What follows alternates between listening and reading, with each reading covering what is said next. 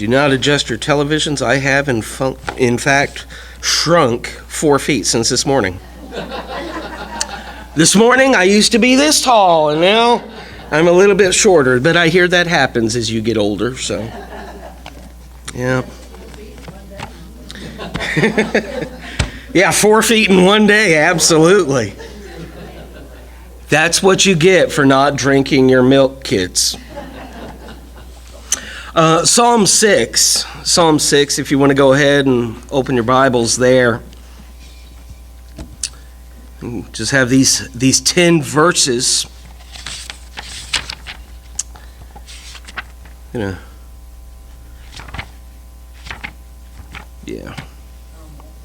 Psalm 6.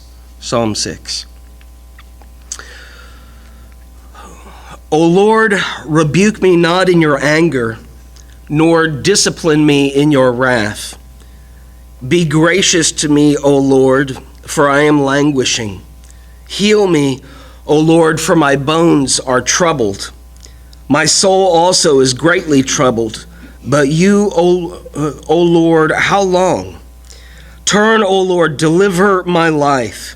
Save me for the sake of your steadfast love. For in death there is no remembrance of you. In Sheol, who will give you praise? I am weary with my moaning. Every night I flood my bed with tears. I drench my couch with my weeping. My eye wastes away because of grief. It grows weak because all of my foes. Depart from me, all you workers of evil, for the Lord has heard the sound of my weeping. The Lord has heard my plea. The Lord accepts my prayer. All my enemies shall be ashamed and greatly troubled. They shall turn back and be put to shame in a moment. When we look at this psalm, several things stand out to us. Looking there in verse 8, we see that there's a lot of interpersonal strife that's going on with David. There's these workers of evil that are surrounding him, and his very soul is in agony, he says in verse 3. But it's not just spiritual trouble that he's experiencing. It's physical there as well. Verse 2, for my bones are troubled. So he's being attacked. Now, if we were to back up a couple of Psalms, we would see that he's fled Absalom, his son. His flesh and blood has wanted to see him killed. I mean, just imagine that he has done his best as he can do as a father, but his own flesh and blood rises up against him and he has to run away. And we know that Absalom, he would be an abject failure in his life, disgracing himself, being a disgrace to his father, and disgracing God as well. But David, he is literally sitting on his couch. His life is in complete meltdown. And he's crying and he's physically exhausted, he's emotionally exhausted, he's spiritually exhausted. And through it all, to make matters worse, he is keenly aware of the sin in his life. We see there his own sin and his own guilt. It's evidenced by the opening words, rebuke me not in your anger, don't discipline me in your wrath. The only way that he would be asking that is because he knows that there's sin in his life. Otherwise, he wouldn't be worried necessarily about judgment. But he says, I am in such a state now, please don't judge me in the moment that I'm in. Not where I am right now. Please do not hold me in your anger. Do not discipline me in your wrath. Because if you're to judge me where I am right now, then I am lost. I'm lost with that. But where does David go in that distress? We look at verse 9. The Lord has heard my plea. The Lord accepts my prayer. That's where he goes to. He goes to God. And so often when we're in sin, or when we've committed a sin and we don't really know how to deal with it, or maybe it's a habitual sin, something that we've done and we've repented of it, but it's just something that we keep going back to. Even the Apostle Paul said, look, there's things that I don't want to do, but I do them. There's things that I do want to do, but I don't do those.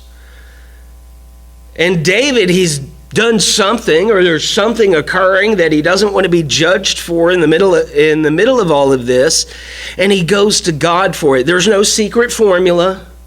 And the thing too is that he doesn't look outside at his circumstances, at what's going on. He's aware of them, but he's not looking to the outside circumstances for answers. And he's not looking inside at himself for the answers either. Instead, what does he do? He looks up. That's a problem with a lot of us, and I know that it's a problem often in my life when I've got something going on and I'm trying to figure it out, and it's like, okay, Mike, what are we going to do? Just that proverbial talking to myself of, okay, Mike, how are we going to fix this? How are we going to do this? What are the next steps that you need to do, right? And we figure out this plan from A to Z, and what's the Bible say about God and our plans? He laughs at them. Oh, that's cute, Mike. You think you've got it all figured out. Let me just throw a little bit of something in there at you, right? David skips that, though. He doesn't look outside at the circumstances. He doesn't look inward at himself for the answer. Instead, he just goes to God. And that's a picture of how we should be when he is in this valley. You know, we know when I walk through the valleys of the shadow of death, just skip the of death part and say, when I'm walking through the valley, there's no secret formula. It's just get out of the way, and it's just go to God. And that's what he did. And we see there in verse 9, in going to God, he has faith in God, that God's going to answer. You know, he's all this, woe is me, I'm in great distress, don't judge me right now. I'm not in a place where that you can judge me. And God, I am crying on my couch, I'm in my bed, I'm shedding tears.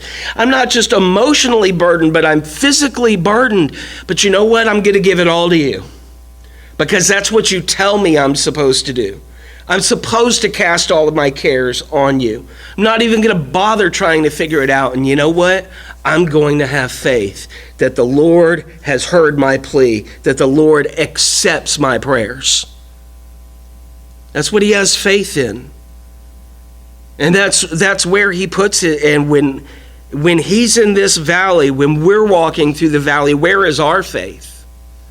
We all go through different shades of peril and trouble, and we all have struggles that we're going through. My struggle may be something easy for you. Your struggle may be something easy for me to deal with. Either way, everybody's going through struggles. Sometimes they're daily struggles, but where are we putting those burdens? At whose feet are we laying those burdens down? There's no secret formula. It's real simple. Take it to God and have faith that God is going to deal with it in his way and to his glory. He was, and we know that because of Christ. Isaiah 53 and verse 3, he's a man of sorrows. It says there that Jesus was acquainted with grief. It wasn't just a passing idea for him. He was very, very familiar with it. And when Jesus was in the deepest physical pain, the deepest emotional pain, the spiritual pain of being betrayed and turned over, what did he do? He went out and he prayed. And he didn't look to himself, just like David here in Psalm 6. He didn't say, this is what I want. Now, we all know from studying the scriptures that he could have just passed through the crowds as he had on other occasions, but he said, not my will, it's your will that needs to be done. It's to your glory, it's not mine. Mike, I can make plans, A, B, and C. I can get all the way, and my plans might be great in my own eyes. But then I have to ask, In whose trust am I putting that? No, that me doing that, that's me putting trust in my own plans that God just laughs at. Says, really? What's the Bible say about the wisdom of this world? It is foolishness to God. That's cute, Mike. You think you got it all figured out, don't you? You can't even see a second into the future, but you've got it figured out. When reality, and all I'm doing, if I somehow make it through by God's grace, I'm not giving God the glory. Why? Because it wasn't God's plan, it was my plan. And that's why we need to leave it to God. When we're in those places, like David here crying on his couch in Psalm 6. So as you go through this week, I just want to encourage you. Remember who you are. Remember who you are in Christ. You're not just someone walking down the road. You are a representative of the sacrifice of the cross. And that comes with faith and it comes with conviction. Our problem is that we put too much faith in ourselves. That's always been man's downfall. Always. Tower of Babel, faith in man. Let's make a name for ourselves. Yep, we'll see about that. Bloop. How's your name now? Can't even pronounce it, and y'all don't even talk to anymore. If there's any way that we can help with that, if I can, whether it's prayers and helping you remember who you are, maybe you just need someone to listen to or listen to you. Y'all listen to me enough on Sundays. That's why these devos are so short on Sunday nights. I make up for it in the morning. Maybe that's it. Maybe it's not even me. Maybe there's someone else here that you're closer to and you just want to talk with them. Be there for one another. That's what it's about, is to lift one another up so that we don't grow weary in doing good. It's to encourage one another, to love one another, to edify one another. We are all just trying to get to the same place. But if there is any way that I can help, then you just let me know. You can come forward as we stand and as we sing.